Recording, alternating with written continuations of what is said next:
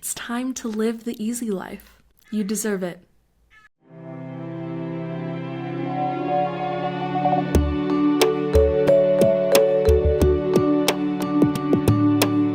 Hello, everybody. Happy Wednesday and welcome to our daily ritual. I'm Reese Brown, and today we are going to focus on the third pillar of coherence, which is the other that manifests as community. This is an offered intention, but of course, if there is something else that you are working on or would like to bring into today's session, I absolutely encourage you to do so. To get us started, I am going to light some Palo Santo just to cleanse our shared space. And as I do so, I invite you to close your eyes or soften your vision if you are able to do so, if it is safe to do so. And begin to deepen your breath. As you deepen your breath, come in to this present moment. How does the breath feel in your body today?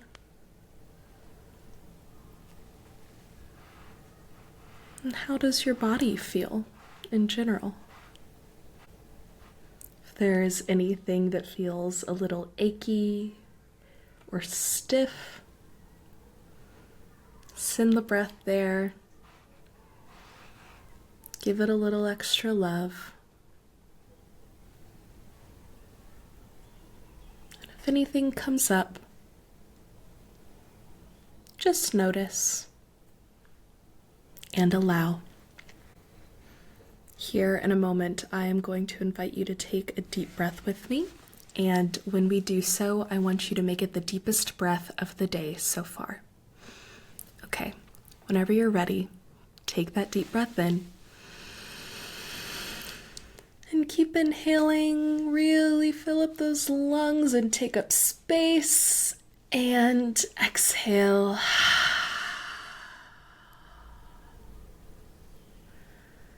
And tune in to the collective,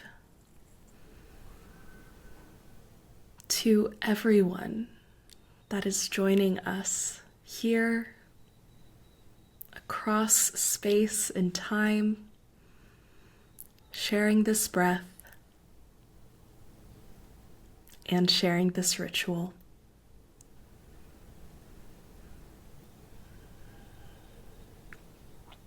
You may slowly allow your breathing to return to a comfortable rhythm.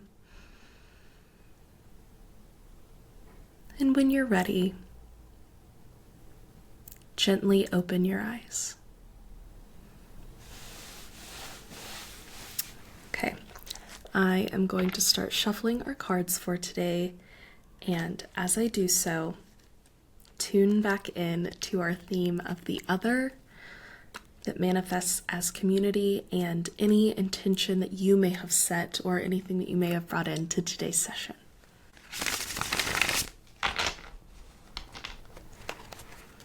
How are your relationships going? Of course, I always mean this in the broad sense of relationship to family, friends, romantic partners, relationship to your community, to just people around you, right? Parasocial relationships, all of these things kind of fall under this broad category. How are they going?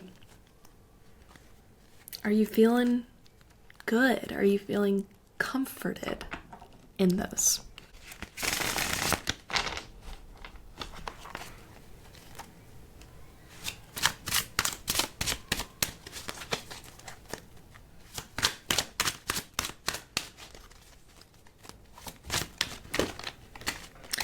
We had 2 pop out. Oh, how interesting. Okay. Today, our first card is the Fool. The very first card in the tarot, in the Major Arcana, card 0. And we have a beautiful sun up in the corner, kind of like how you would draw a sun if you were a kid. and this young man dressed in fun colors and patterns dancing and walking right up to the edge of a ledge. Bars. There is a little pup down next to his feet, and what I've always thought looked like a bindle. Is that what those are called? The like bandana around the stick that you carry in cartoons. A bindle in one hand and a white flower in the other hand. This is new beginnings. This is, again, as yesterday, fresh air, fresh starts, but also a reminder to not keep your eyes closed and walk straight off the cliff like the Fool is about to do.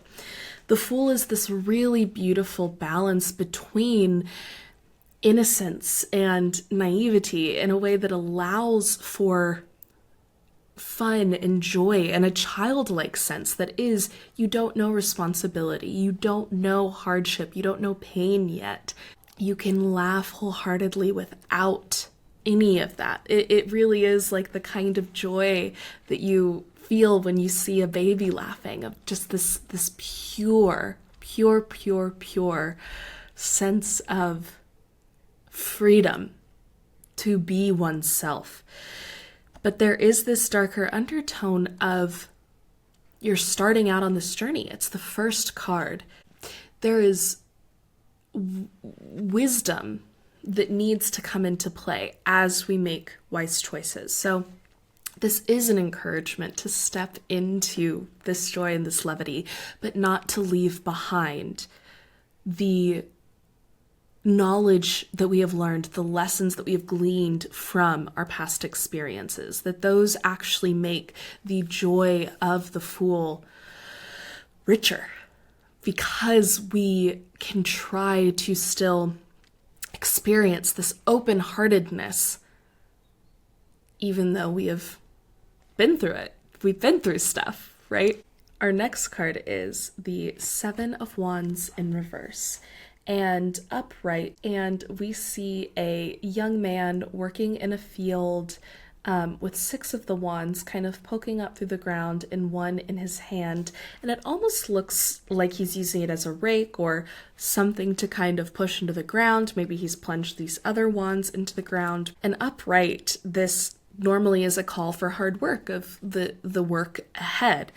In reverse and in conjunction with the Fool, there is this letting go, this surrender to the path that has been laid, that you laid for yourself, that you worked hard to lay. It is okay to embrace a certain sense of innocence, of ease with which you want to go through this next phase. This is a call to allow for that ease. If you are finding things to be easy, don't doubt it. Don't question it. If you find yourself questioning the ease, I'll do this a lot, where something that has been really hard for me or a lesson that I've been trying to learn all of a sudden will just be easy. And I'll kind of doubt it. I'm like, why is it so easy? The other shoe's gonna drop. Something's coming. It can't be easy just because it's easy. But it can.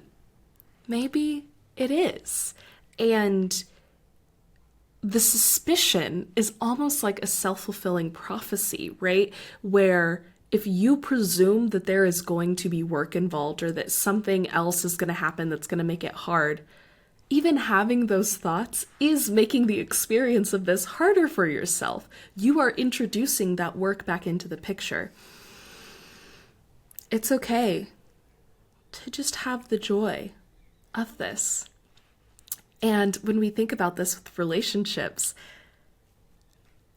it is a message of don't try so hard with that either. Whether it is kind of in conjunction with our message yesterday of being able to inspire others with the way that you have been inspired, don't try so hard to kind of push the point, right?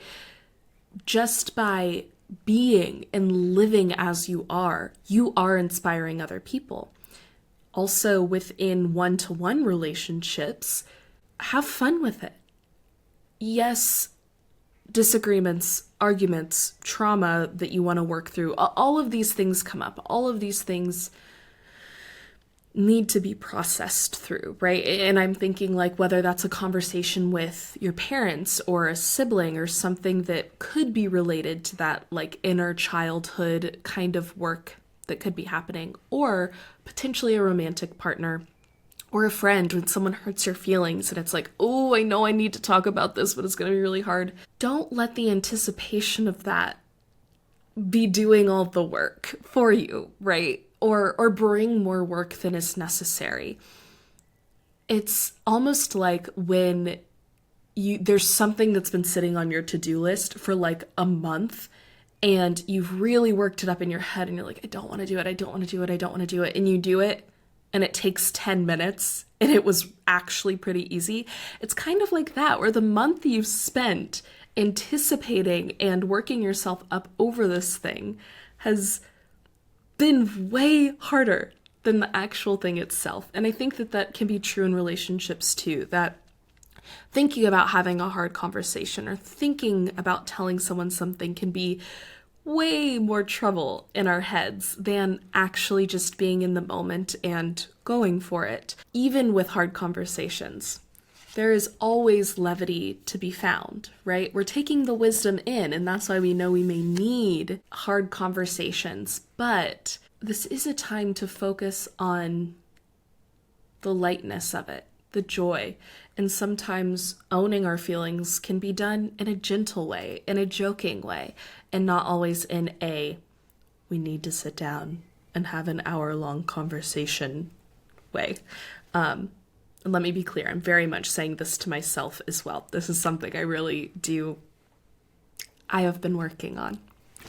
I was going to say struggle with, but I've been also working on flipping my language from kind of saying something is a truth about myself and instead owning it as a growth edge, as something that I am working through, not as though it is just innately true about me.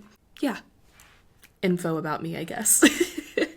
Okay, to move into our mantra today, inspired by the Fool, the Seven of Wands in reverse, our intention of other that manifests as community, as well as anything else that you may have brought into today's session.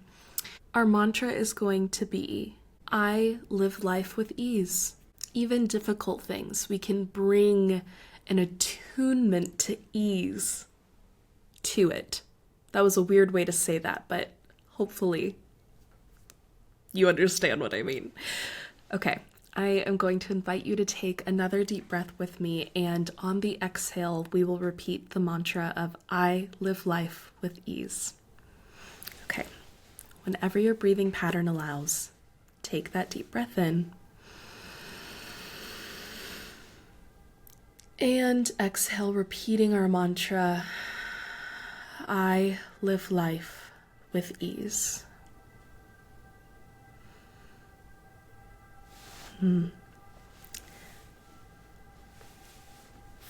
For our practice today, as you go throughout your day, whatever kind of work it is that you do, whether that is, a classic job, or you work from home, or you may be a stay-at-home parent, or, any sort of tasks, work that you need to do today, I want you to reframe the way you're thinking about it and experiment with how this feels.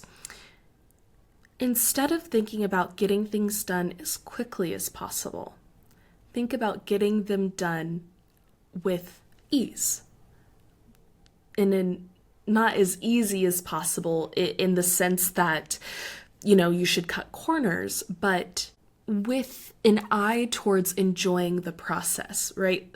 As we create things, as we do things, the process of that creation is where the joy should exist, not in the external validation, not in the, I'm finished, I get to check the box, right? And so experiment with how that feels as you go throughout your day. This is another thing I've been really trying to integrate with things that aren't my favorite thing to do, like going through my inbox and trying to get it to 0. I will find myself sitting down at my computer and like, okay, select all and scroll through and throw it in the trash bin and blah, blah, blah, blah, blah. And it's like your brain just feels kind of overloaded. And instead saying, okay, I need to go through my inbox. We know how to do this. We've done it before. We can do it pretty easily, actually. And we'll clear it out, put these things in trash. And it's like my heart rate doesn't pick up as much, and I can breathe while I'm doing it. I don't feel as stressed. My body feels more relaxed. And it actually doesn't get done that much slower than the rushing method. And I don't make as many mistakes.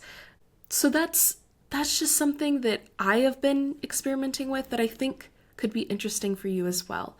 This is not to say undermine any sort of difficult things that you may have to do today. Of course, there are things in life that are just not going to be easy, but play around with attuning to ease throughout work, whatever work looks like to you in your life.